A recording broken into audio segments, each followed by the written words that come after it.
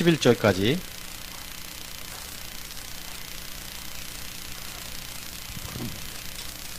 21장 1절에서 11절 한 목소리로 같이 읽도록 하겠습니다. 시작. 그들이 예루살렘에 가까이 가서 감람산 벳바스에 이르렀을 때에 예수께서 두 제자를 보내시며 이르시되 너희는 맞은편 마을로 가라. 그리하면 곧 매인 나귀와 나귀 새끼가 함께 있는 것을 보리니 풀어 내게로 끌고 오라.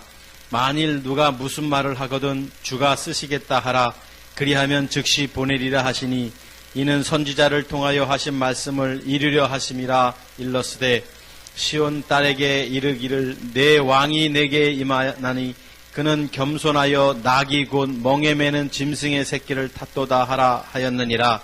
제자들이 가서 예수께서 명하신 대로 하여 나귀와 나귀 새끼를 끌고 와서 자기들의 겉옷을 그 위에 얹음에 예수께서 그 위에 타시니 무리의 대다수는 그들의 겉옷을 길에 펴고 다른 이들은 나뭇가지를 베어 길에 펴고 앞에서 가고 뒤에서 따르는 무리가 소리 높여 이르되 호산나 다윗의 자손이여 찬송하리로다.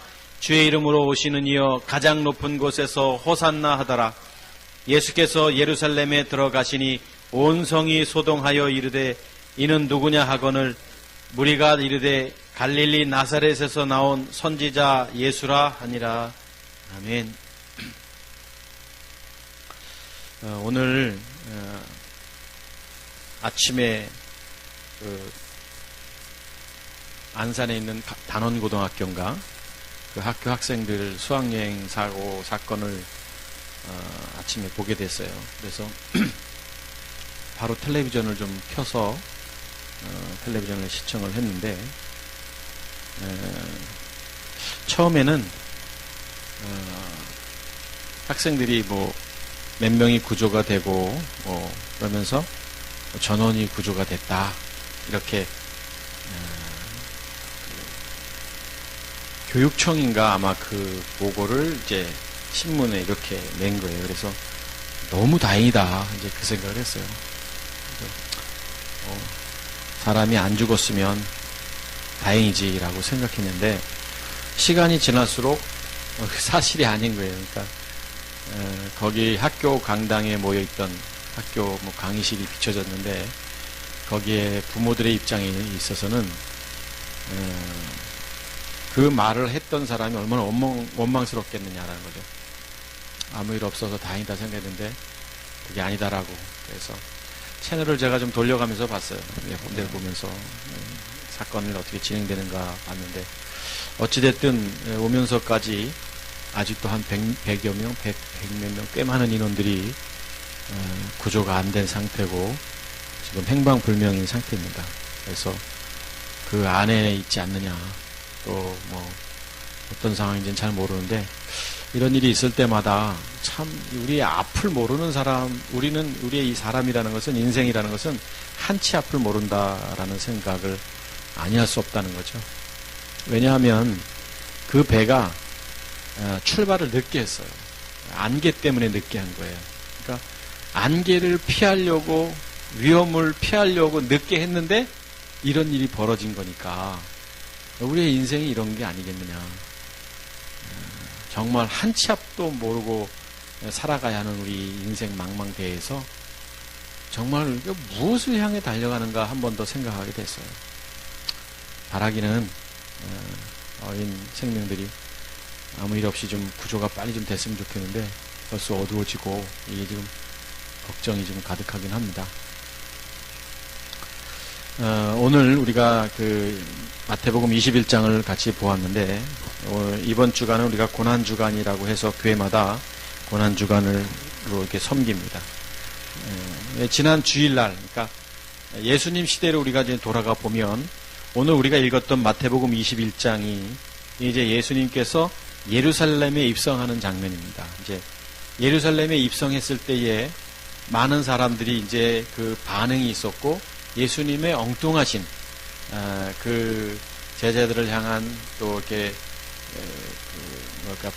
그런 권고가 있었죠. 그게 뭐냐면 오늘 여기 2절에 보면 예수님께서 제자를 보내면서 맞은편 마을로 가라 이렇게 말씀하셨어요. 근데 마을로 가서 메인 나귀가 있었고 나귀 새끼가 함께 있는 것을 보리니 풀어 내게로 끌고 오라 이렇게 말씀하고 계십니다. 나귀도 있었어요. 나귀도 메인 나귀도 있었고 나귀 새끼도 있었는데 그 나귀 새끼를 이제 풀어서 내게로 끌고 오라 이렇게 말씀하셨어요. 그래서 그 3절을 보면 만일 누가 무슨 말씀을 하거든 주님이 쓰시겠다 하라 그러면 즉시 보내리라. 당연하죠. 내 소유물을 누군가 가져간다면 이미 문제를 삼을 텐데 주가 쓰시겠다 하라 그러면 보낼 것이다 이렇게 말씀을 하고 이 말씀은 5절에 보니까 시온의 딸에게 이르기를 내 왕이 내게 임하나니 그는 겸손한 나귀 곧 멍에 매는 짐승의 새끼를 탔도다. 그러니까 나귀도 있었고 나귀 새끼도 있었죠. 근데 말씀 그대로를 이루시기 위해서 이 나귀 새끼를 탔다라고는 성경은 이렇게 말하고 있습니다. 성경은 1.1획도 물론 번역상의 문제는 있을런지 모르겠지만 성경은 정확한 것들을 이렇게 말씀하고 있어요. 그러니까 구약이든 신약이든 다 성경은 하나의 이렇게 관점으로 다 이렇게 연결되어 있다는 것을 볼 수가 있습니다. 그래서 이제 예수님께서 입성하시는 거예요. 예루살렘에 입성을 하시는 겁니다. 그래서 우리가 예루살렘에 입성할 때에 많은 사람들의 반응을 또 이제 보게 되죠. 8절 한번 보시겠습니다. 8절에 보면 무리의 대다수는 그들의 겉옷을 길에 펴고 다른 이들은 나뭇가지를 베어 길에 펴고 이 장면을 한번 생각해 보세요. 예수님께서 지금 예루살렘에 막 입성하시는데 많은 사람들의 반응은 대환영입니다. 카퍼레이드를 하는 것 같은 지금 그런 축제의 분위기예요. 9절을 한번 보시죠. 앞에서 가고 뒤에서 따르는 무리가 소리를 높여서 이제는 소리까지 지르면서 호산나 다윗의 자손이요. 다윗의 자손이요 하면 로마서 1장 육신으로는 이렇게 생각하면 되죠. 그러니까 사람들의 시각 속에 예수님을 바라볼 때 육신적인 예수님만 보았지 영이신 부활하신 그리스도를 보지 못했던 거예요. 환영하고 소리 높이는 사람들조차도 그리고 주의 이름으로 오시는 이여 가장 높은 곳에서 호산나 하더라.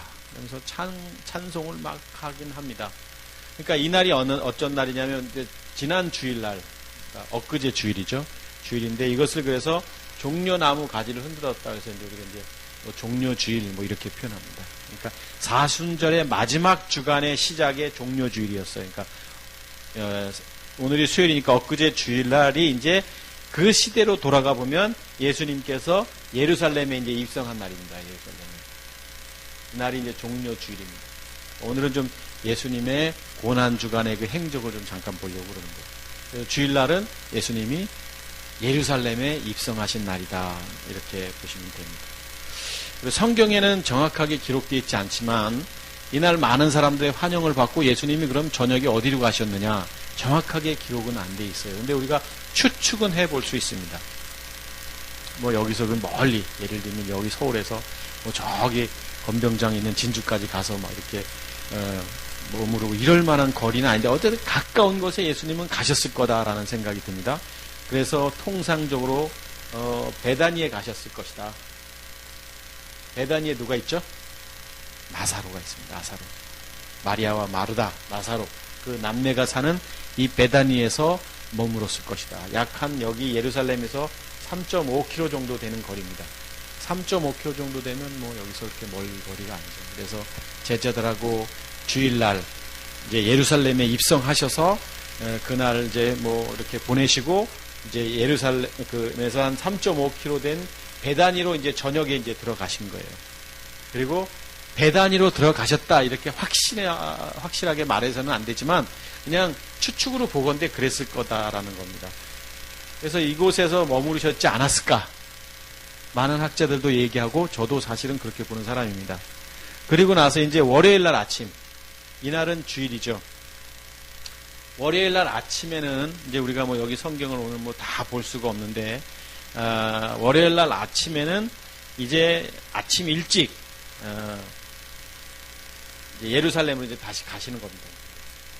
예루살렘에서 이제 많은 무리의 환영을 받은 날입니다. 주일날. 그리고 월요일이 시작되는 날 아침 일찍 이제 예루살렘으로 가는 도중에 우리가 성경을 다 볼 수는 없습니다만 그 성전을 가시면서 무화과나무를 저주하시는 그 사건이 나옵니다, 여러분. 여기도 지금 나옵니다만 무화과나무 사건이 18절 그 이에 나오지만 이 날이 이제 월요일 날 아침에 이른 아침이니까 몇인지 시간적 개념은 없습니다만 제가 잘 모르겠습니다만 무화과나무를 어떻게 합니까? 저주하는 사건이 나옵니다. 저주. 무화과나무 저주. 이게 이제 월요일 날 있었던 사건이에요. 예루살렘에 입성하고 이제 거기서 계시다가 이제 베다니에서 예수님의 그 행적이 상세하게 기록되는 않았지만 그리고 아마 가까운 곳에서 저녁에 쉬시다가 이제 월요일 날 다시 예루살렘으로 들어가시는데 그곳에서 무화과나무를 보시고 저주한 사건이 이날인데 이 사건도 굉장히 우리에게 던져주는 귀한 메시지가 있는 겁니다. 왜냐하면 당시가 4월달이에요. 4월경이에요. 그러니까 6월절이 시작되는 그 주간 그때쯤이니까 한 4월경으로 봅니다. 요즘도 4월이지만 그러면 이 무화과나무는 개화가 한 3월달쯤 된다고 그래요. 그래서 한 5, 6월달쯤에는 이제 열매가 맺히고 8, 9, 10월 약 9월에서 10월 정도 돼야 열매가 맺히는 게 무화과나무예요. 무화과나무 요즘에는 많이 팝니다. 이렇게 말린 무화과 견과류 보면은 무화과나무도 우리가 먹기도 하고 그런데 그 무화과나무 맞습니다. 신학교를 처음에 입학했을 때에 그 총장님 방 그 앞에 무화과나무가 있었어요.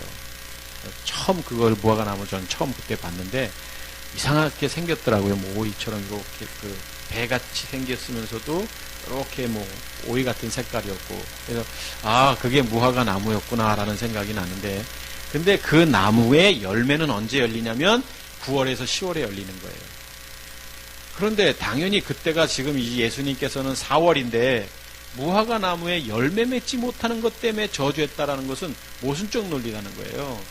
열매를 맺는 계절이 9월이면 9월에 열매가 안 맺으면 저주해도 상관이 없으신데 아직 열꽃이 피고 이제 막 요것이 막 네? 그래요? 꽃이 없대요. 어쨌든 무화과 그렇죠. 꽃이 없나 보지. 그러니까 그 무화과가 지금 매체될 그 상황도 아닌 거예요. 그런데 상식적으로 한번 생각해 보십시다. 9월 달에 10월 달에 맺혀야 될 열매가 안 맺힌 지금 맺힐 수 없는 달인 거예요. 그런데 열매 안 맺혔다고 저주하시는 예수님을 보시면 이유가 있으실 거 아니냐라는 거죠. 왜 그랬을까요, 이거 일체? 왜 그랬을까요? 예수님이 늘 비유로 말씀하시잖아요. 그래서 이 무화과 나무는 유대인들을 상징하는 겁니다. 유대인들을 상징하는 거예요. 그러니까 유대인들은 나름대로 택함받은 백성이다, 선민이라고 생각하는 그 사람들이었어요. 그런데 그들이 때가 돼서 열매를 맺지 않아서가 아니라 나름대로 선민이라고 생각하는 그들의 모습을 보면서 그들 안에 정말 성경이 말하고 있는 복음의 진리를 그렇게 예수님께서 이 땅에 표적을 통해서 이 모양 저 모양을 통해서 보여주셨는데 그것을 알지 못했던 거예요. 십자가의 죽음과 부활을 증거하셨어요, 이분이. 그런데 그들은 깨닫지 못한 거예요. 그래서 열매가 맺지 못하는 그 모습을 미리 예견하신 거예요. 이 나무 자체의 열매를 말한 것이 아니라 유대인들의 그 모습을 보면 이미 보여지는 거예요. 복음이 땅에 떨어져도 그 복음의 씨앗이 썩어 죽어야만 열매를 맺는데 그렇지 않은 모습들을 본 거예요. 그래서 예수님께서 이 무화과 나무를 이제 저주하십니다. 그리고 나서 저주하고 어디로 가셔요? 성전으로 가십니다. 성전에 갔더니 무슨 일이 벌어졌습니까? 성전에서 무슨 일이 벌어졌지? 장사, 짐승을 팔고 돈을 바꾸는 장사치들을 예수님께서 이날 보신 거예요. 너무 화가 나시죠? 화가 얼마나 나셨겠어요? 화가 난 이유가 뭐냐고요. 예수님께서 화도 내셨다고요. 채찍을 만드셔서 이렇게 막 혼을 내준 이 사건이 여기에 나오는데, 화가 난 이유는 뭐냐면 성전의 개념을 모르는 거예요. 강도의 구혈로 만들었도다 이렇게 표현하고 있어요. 강도의 소굴로 만들었는데 성전의 개념이 뭐냐고요. 성전은 그리스도께서 계시는 곳이 성전이에요. 사람들은 47년 동안 지은 이 성전을 내가 3일 만에 짓겠다니 너 이거 머리가 어떻게 된 거 아니냐라고 비난했지만, 주님께서는 그 몸을 가리켜 말씀하신 거라고 성경에 말하고 있듯이 성전의 개념은 누구냐?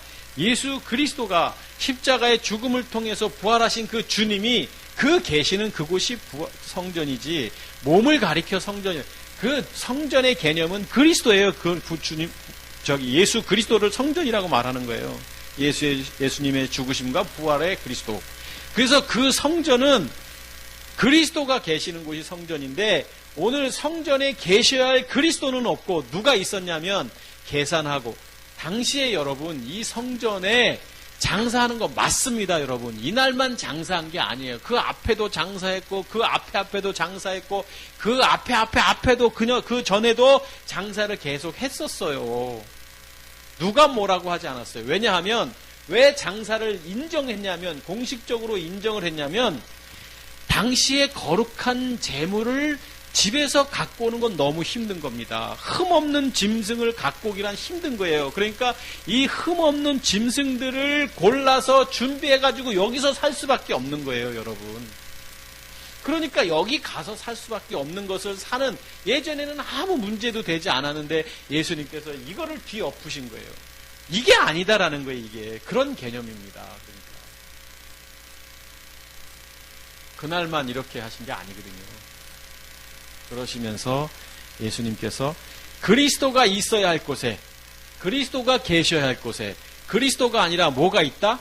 거기는 당연히 법이 있고 또 만들어진 기준이 있고 이런 것들을 이야기하는 거예요. 이렇게 이야기하는 겁니다. 성경은. 당연히 있어야 할 것들. 뭐예요? 저는 그것을 율법으로 보는 거예요. 그릇된 사람이 만든 율법, 그것을 말하는 거죠.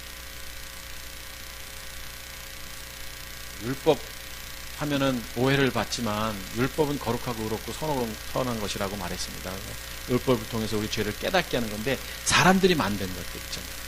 이렇게 해야 된다, 저렇게 해야 된다, 이래야 된다, 저래야 된다라고 만들어 놓은 율법들. 자, 그런 것들이 계셔야 할 그리스도가 안 계시니 얼마나 화가 나셨겠어요, 월요일날. 그래서 이것을 성전을 다시 이렇게 엎으신 사건이 이제 월요일날이 있었죠. 그리고 나서 이제 화요일날 또 어디로 가셔서 어디서 주무셨는지는 성경에 정확하게 기록되어 있지는 않습니다. 그러니까 월요일 날은 계셔야 할 그리스도께서 계시지 아니하고 세상 논리와 세상 가치관, 그것으로 가득한 오늘날의 교회를 향해서 엎으신 사건이라고 우리는 영적으로 해석하면 맞습니다. 자, 그리고 그러면 화요일 날, 성경은 보지 않았어요. 오늘 그냥 앞에 부분만 봤습니다만, 화요일 날은 예수님께서 굉장히 말씀을 많이 하신 날이에요. 부활에 대한 논쟁도 있었습니다. 사두개인들하고 부활에 대한 논쟁도 있었고, 그 다음에 또 세금 문제에 대한 논란도 있었죠. 가이사의 것은 가이사에게 말씀하죠. 세금에 대해서 어떻게 하냐, 부활에 대한 이야기도 하고, 사두개인들하고 이런 일도 있었고, 또 그 예수님의 권위에 대해서도 얘기했죠. 권위. 그러니까 무슨 권위로 이런 거 하냐, 이런 사건들도 이 화요일 날이 있었습니다. 많은 일들이 있었죠. 종말에 대한 것도 예수님께서 말씀하셨고, 그러니까 이날 굉장히 피곤하신 날이시에요. 예수님 시달리고 화요일 날이. 자, 이제 여러분 여기 외우세요. 기억하세요. 주일은 종려 주일날, 예루살렘에 입성했던 날, 환영을 받아서 입성했던 날, 어떡합니까? 이때 가면 다 무시했죠. 이렇게 환영했던 사람들이 일주일도 안 가서 십자가에 못 박혀 돌아가실 때, 이렇게 환영했던 사람들이 반응이 금요일 날 보이잖아요. 자, 월요일 날, 화요일 날, 수요일 날. 이날은 무화과나무 저주와 그 다음에 성전을 청결한 사건, 수요일날 가르치시고 예수님의 권위에 대해서 말씀하셨고 부활에 대한 논쟁, 뭐 세금에 대한 논쟁, 종말에 대한 논쟁을 그냥 하셨어요. 그리고 수요일날 이날이 신기한 날이에요. 그러니까 오늘이죠. 오늘 수요일 개념으로 보면 오늘 제가 저 뒤에서 목양실에서 잠깐 말씀을 한번 더 보고 있는데 오늘 빛나가 저한테 이런 말을 했어요. 목사님 오늘은 설교 얼만큼 해요? 너 때문에 짧게 할게 그랬어요. 그런데 한참 뭐 이런저런 얘기나 하다가 우리 빛나가 목사님 오늘 설교 안 하시면 안 돼요? 그러더라고요. 제가 그런 애가 아니잖아요. 제 영안이 있는 것 같아.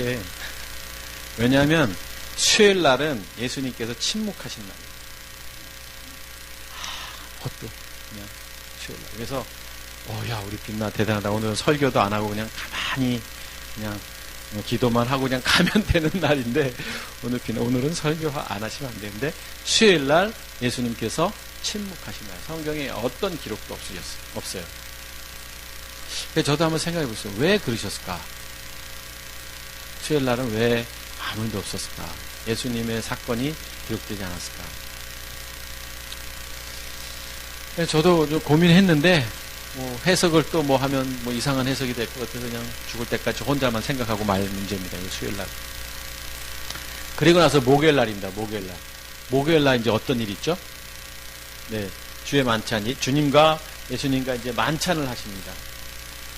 그러시면서 어떤 일이 있어요? 내 몸, 내 피, 그러니까 내 몸과 이 살, 먹어라, 마셔라 말씀을 하시죠. 그래서 그 전에도 유대인들하고 논쟁이 있었던 이거 식인종 아니냐, 먹어라 마시라 이런 것이 있었지만 이날 만찬을 하십니다. 주의 만찬을 하시고 그리고 나서 발을 씻기죠. 제자들의 발을 씻기는 모습이 이제 이날 있었죠. 이렇게 왜 씻게 된지 섬김의 모습 이런 부분들이 보여주셨고 그 다음에 이날 어떻게 하셨습니까? 이제 겟세마네 동산으로 가시죠. 목요일 날 동산에서 기도하십니다. 누가복음 여기에 한번 22장 42절을 한번 봤으면 좋겠네요. 누가복음 22장 42절 한번 보시죠. 자, 이르시되 아버지여 만일 아버지의 뜻이거든 이 잔을 내게서 옮기시옵소서. 이 기도가 지금까지 예수님의 기도 속에 주님이 우리에게 주기도문도 가르쳐 주셨고 했는데 오늘 당신의 이 기도를 보면 만일 아버지의 뜻이면 이 잔을 내게서 옮기시옵소서. 그러나 내 원대로 마시고 아버지의 원대로 되기를 원하나이다. 이렇게 오늘 여기 성경은 말하고 있습니다. 그러니까 이 본문 42절을 보더라도 예수님이 얼마나 고통스러우셨을까. 십자가를 지신다는 것이가 느껴지는 것 같아요. 여러분, 십자가를 진다는 것은 그렇게 쉬운 문제가 아닙니다. 늘 제가 강단에서 매 주일마다 시간 날 때마다 십자가를 지지 아니하면 안 됩니다라고 말하는 건 뭐냐면 이 십자가는 생명과 직결된 거거든요. 십자가가 없이는 부활이 있을 수가 없듯이 십자가의 죽음이 없이는 우리는 거듭날 수가 없는 거예요. 그냥 머리로 뭔가를 받아들여서 하나님의 자녀가 되는 게 절대 아닙니다. 그렇기 때문에 이 십자가의 죽음은 굉장히 중요한 건데 이 십자가의 죽음이 얼마나 고통스러운 거냐고요. 여러분, 우리의 죄의 몸, 사망의 몸, 옛사람인 육체를 십자가에 못 박는다는 것이 얼마나 어렵습니까? 너무너무 힘든 거예요. 왜요? 이미 내게 익숙해져 있거든요. 율법으로. 그러니까 예전에 내가 알던 모든 것들이 다 옳은데 엉뚱한 이야기 하는 것 같거든요. 꼭 그렇게까지 해야 되느냐. 그냥 내가 예수님 믿고 천국 가면 되는 거지. 그 십자가에 못 박을 그렇게까지 해야 되냐? 그건 쉽냐? 당신은 못 박았냐? 심지어 이렇게까지도 말할 수 있는, 당신은 죄 안 짓고 사냐? 심지어 저한테 이렇게까지 말하는 사람이 있었어요. 예, 안 짓습니다. 저는 그렇게 얘기했지만. 여러분, 이게 힘든 거예요. 그러니까 이날 예수님께서 너무 고통 가운데 하나님 앞에 기도하셨을 때에 이 땀방울이 핏방울이 될 정도로 기도하신 날이 이제 목요일 날 저녁 밤이었습니다. 겟세마네 동산에서 이 고난의 길을 보여주셨던 주님. 그리고 그날 밤에 어떻게 하시죠? 이날 밤에 끌려가시는 거예요. 목요일 밤에 여기서 끌려가시죠. 그래서 이제 막 로마의 병정들이 왔고, 그 다음에 베드로가 그 말고의 귀를 자르고 막 이런 사건들이 막 있는 게 이제 이날이죠. 난리가 나고 또 나중에 도망가고, 예수님이 이제 이날 끌려가시면서 고난받 십자가에 못 박히시기 이전까지, 이날 저녁부터 십자가에 9시경, 오전 9시경에 못 박히셨는데 이 전까지 무슨 일이 있었어요? 너무 많이 시달리셨어요. 인간적으로. 시간적 개념으로도 이날 저녁부터 이날 오전 9시까지니까 밤새 동안 예수님이 어떻게 하셨어요? 성경을 뭐 보시면 알겠습니다만, 그러니까 이 예전에 대제사장이었던 그 안나스죠. 안나스에게도 가서 또 신문을 당하고, 또 지금 대제사장인 또 가야바한테 가서 또 뭐 이랬죠. 또 헤롯, 그 분봉왕인 헤롯왕한테 가서 또 뭐 어쩌고 저쩌고 했죠. 또 총독인 빌라도에게 가서도 뭐 어쩌고 저쩌고. 그러니까 이날 여러분 너무너무 힘드신 날을 보내신 거예요, 사실은. 여러분, 진실을 말한다는 게 얼마나 힘든지 아십니까? 정말 힘든 거예요. 왜? 모든 진실보다는 진실 아닌 게 열의 9이고 진실은 늘 적거든요. 그런데 이 진실을 말하면 9이 다 뭐라고 하는 거예요. 십자가의 죽음과 부활을 예수님께서 당신이 그렇게 증거하셔도 많은 사람들이 알지 못했어요. 그러니까 뭐 안나스나 가야바, 헤롯이나 또 뭐 빌라도 총독에 가셔서 다 이야기를 하셨어요. 끌려다니셨어요. 그리고 나서 이날 9시입니다. 오전 9시. 오전 9시에 십자가에 이제 끌려가셔서 못 박히시는 날이 이제 오전 9시입니다.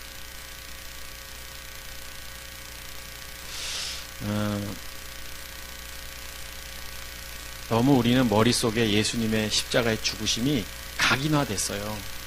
그러니까 그래서 가끔 예전에는 그 예수님의 이 십자가에 돌아가시는 그 패션 오브 크라이스트 그거를 좀 이렇게 짤막하게 보여드리기도 하고, 십자가에서 고난당하는 걸 좀 동영상을 통해서 우리가 보여드리면 그때는 막 눈물도 흘리고 그랬어요. 사실은 그때 되면 이렇게 편집해서 뭐 보여드리기도 했고, 예수님의 그 고난은 뭐라고 우리가 말을 하겠냐고요. 왜 그분이 고난을 당하셔야 하냐고요. 그러니까 지금 우리가 예수님 믿고 천국 간다라는 그 고난 때문에 정말 이렇게 말하는 게 이해가 되긴 해요. 그런데 그걸 역으로 생각하면 그분의 고난이, 그분의 당하신 고난이 내가 생각하는 그 값싼 요만큼 겨우 머리로 예수님 믿는 거 요구하고 이거하고 너무 같은 꼴로 만들어버리는 게 너무 웃기는 거 아니에요, 여러분, 솔직히? 내가 1,000원을 훔쳤어요. 도둑질 한 겁니다. 나쁜 거 맞아요. 근데 너무너무 가난해가지고 애가 죽어가서 이 1,000원 훔쳐서 빵이라도 사서 애라도 먹이려고, 이 갓난아이 먹이려고 1,000원을 훔친 사람이 있고, 어떤 사람은 100억을 훔쳤다고 생각해 보십시다. 그런데 그 사람이나 이 사람이나 같다고 생각하면 좀 억울하지 않아요? 내가 지금 뭔 말을 하고 있는 건지 잘 모르겠지만 여러분 한번 생각해 보세요. 지금 예수님이 고난당하신 그 십자가의 죽음하고 내가 그냥 머리로 그냥 이분이 내 죄를 위해 십자가에 못 박혀 돌아가셨다 그냥 믿어서 하나님의 자녀가 됐다는 이 가벼운 논리가 이퀄 관계라면, 그래서 구원받는 거라면 이해가 안 되잖아요. 그게 그렇다면 이 세상에 구원받지 못할 사람이 어디 있겠냐고요. 내가 절에 다니면서 누군가 그 말하면 그냥 그래 믿을게 하고 절에 다니겠어요? 나쁜 짓 하고 그래 믿을게 하겠어요? 왜? 이러면 천국 간다며요. 그리고 나서 상급과 관계된 게 뭐예요? 성화잖아요. 이 땅에서 거룩하게 살고. 상급 안 받아도 좋다 이거예요. 천국만 가도 좋다 이거예요. 예수님 믿고. 이런 논리가 여기에 대비되면 이게 얼마나 웃기는 이야기냐고요. 예수님의 고난을 그렇게 너무 우습게 우리가 그냥, 지금 역설적 표현입니다, 여러분. 예수님이 9시에 십자가에 못 박히시고 이제 어떻게 하죠? 몇 시에 운명하시죠? 그러니까 오후 3시입니다. 오후 3시니까 몇 시간이에요? 6시간을 십자가에서 피를 뚝뚝뚝 흘리신 거예요. 그러니까 이 수분이, 우리 몸에 있는 수분이 다 빠지죠. 뭐 물론 이 십자가에 못 박히실 때 우편강도 좌편강도가 있었죠. 그리고 지난번에 우리가 말씀을 봤죠. 한 2달 전에 강도의 이야기는. 그리고 나서 이제 이 돌아가실 때에 예수님께서 마지막 하신 말이 있잖아요. 그게 뭐죠? 마지막에 하신 말이 이제 다 이루었다 아닙니다. 다 이루었다. 테텔레스타이. 그 왜 그냥 돌아가시지 꼭 이걸 이루었다라고 말씀하실까요? 예수님은 이것을 이루시기 위해서 이날 태어나신 거예요. 마국간에서. 그래가지고 이렇게 오셔가지고 33년 반 동안, 34년.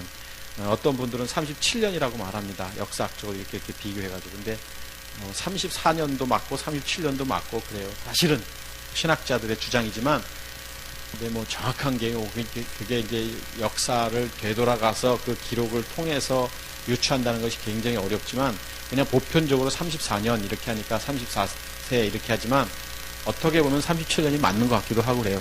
그거는 이제 그냥 여러분 모르셔도 되고, 신학자들이나 목회자들이나 그냥 기본 지식적으로 아는 거고.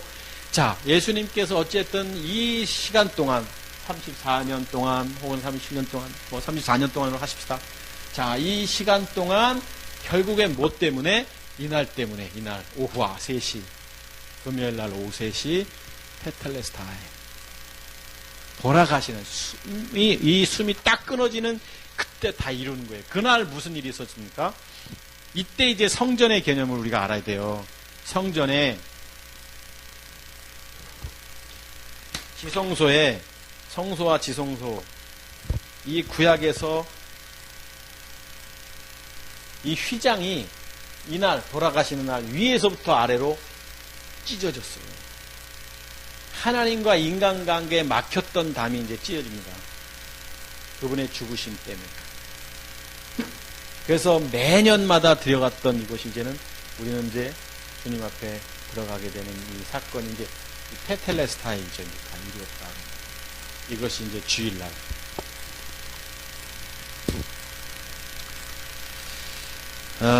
마가복음 15장 39절 한 절만 한번 보시죠. 마가복음 15장 39절을 보면 예수를 향하여 섰던 백부장이 그렇게 숨지심을 보고, 이제 예수님께서 돌아가셨거든요. 그때 말한 게 있습니다. 이 사람은 진실로 하나님의 아들이었도다 하더라, 이렇게 말하죠. 성경이 백부장의 입을 통해서 다시 한번 증거하죠. 하나님의 아들이신 예수 그리스도에 대해서 이렇게 말합니다. 오늘날은 예수님이, 예수 그리스도가 이 십자가의 죽음, 이 사건을 통해서 정말 하나님의 아들이신 이분을 모르죠, 많은 사람들이. 교회 다니는 사람들도 안다고 말하지만 아는 게 아니에요. 결정적인 순간에는 아니라고 부인할 사람들이니까. 하나님의 아들이신 이분이 십자가에 이제 못 박혀 돌아가십니다. 그리고 나서 어떻게 되죠? 이제 못 박히고 돌아가 나서 사흘 만에 부활하시잖아요. 3일 만에 부활하시는데, 부활하시기 3일 동안 어디 가 계시냐 이거죠. 쉐올 음부라고 하는 곳에 가 계셔요.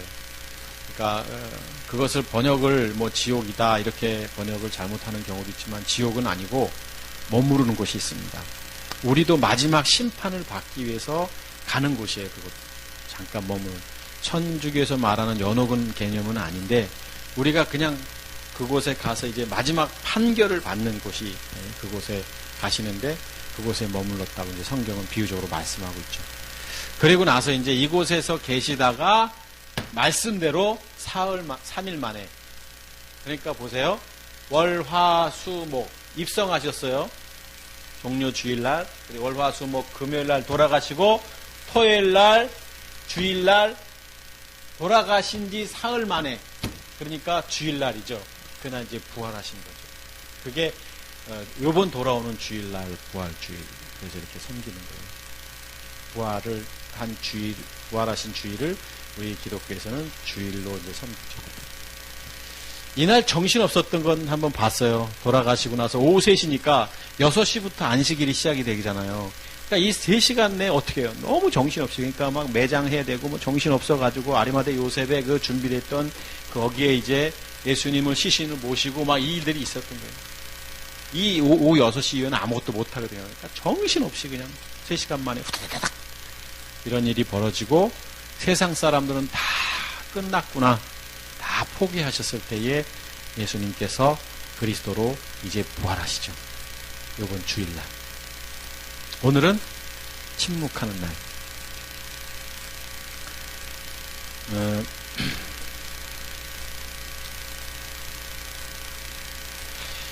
뭐 특별히 이번 주일날도 부활에 대해서 말씀을 같이 나누겠지만 이런 것들은 부활주일만, 고난주일만 고난에 참여하십시다, 부활에 참여하십시다가 아니라 하도 잊고 사니까 우리가, 그래서 기억하라는 의미도 있지만 우리는 날마다 우리는 주님과 동행하는 사람들이니까, 이제는 우리가 부활을 경험한 사람들의 삶이니까 그리스도 안에서 생명적 삶을 살아가야 되는 존재니까 날마다 주님과 동행하면서 사는 거죠, 이제는.